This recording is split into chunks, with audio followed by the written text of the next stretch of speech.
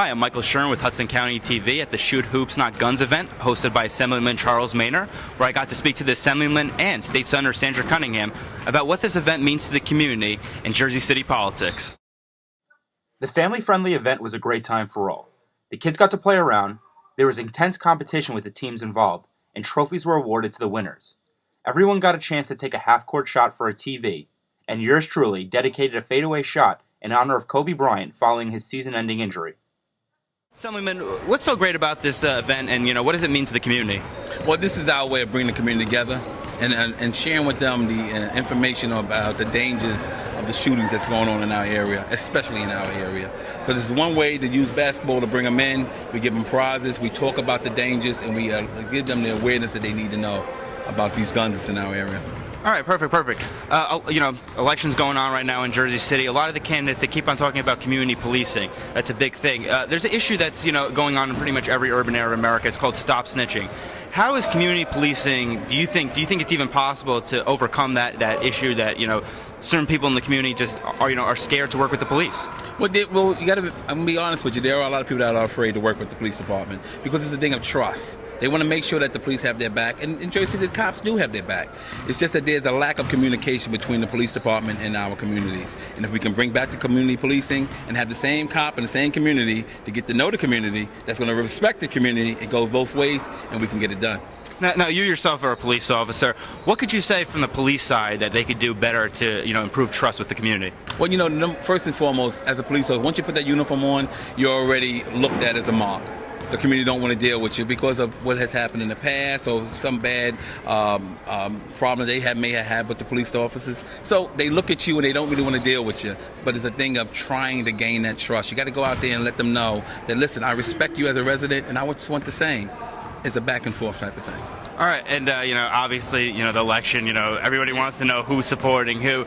Do you have an endorsement yet, or are you about to make one? Or my endorsement will be coming out either Monday or Tuesday of this week. All right, and finally, regardless of who wins, what do you expect from any of the candidates if they become mayor, and what would you like to see them do after the election? I would really like to see the mayor come in and invest money into our children because they're our future. If we took half the money that we invest in the waterfront and put into our children, we get a better return. I think it's a pretty good event. The name of the event is Shoot Hoops, Not Guns, something like that. Actually, I think that says it all. We have a lot of gun violence in the city.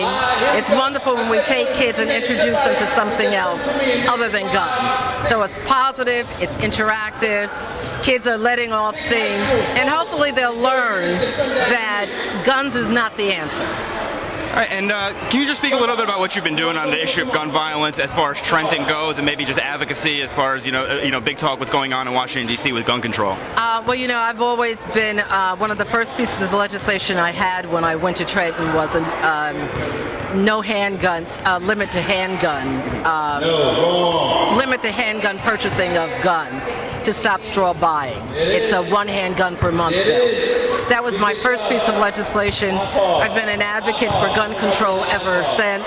I'm glad that we're talking about gun violence nationally now, because in reality, New Jersey has strict gun laws. The problem is with enforcement, and also that you could cross the border, cross the street, and buy all the weapons you want and bring them to our urban areas. So we have to turn the focus to what's going on nationally. We have to get national legislation which prevents one of us from going from here to Virginia or Pennsylvania and buying guns and bringing them back into our area. All right, and obviously Jersey City mayor race is about 5 weeks to go. It's the hot topic, you know what I mean? I got to get you on the record about some things. Just in general, what do you think about the race so far, and who are you supporting right now? I'm not endorsing anyone at this point. I'm just sitting back watching, listening, and I'll make a decision at some point. Now, I'm going to be honest with you. There's a lot of rumors flying around about who you're supporting. I know. And just the other day, the back page of the Urban Times had a huge Steve Fulop advertisement in the whole back, and people are saying, hey, Sandra Cunningham, she's involved with Urban Times, she might have had something to do with that advertisement being there. Can you say anything one way or the other? First of all, I have nothing to do with the Urban Times News. It is not my newspaper. I have nothing to do with it. It is a business. If you buy an ad, they will publish it. For further information, please visit HudsonCountyTV.com.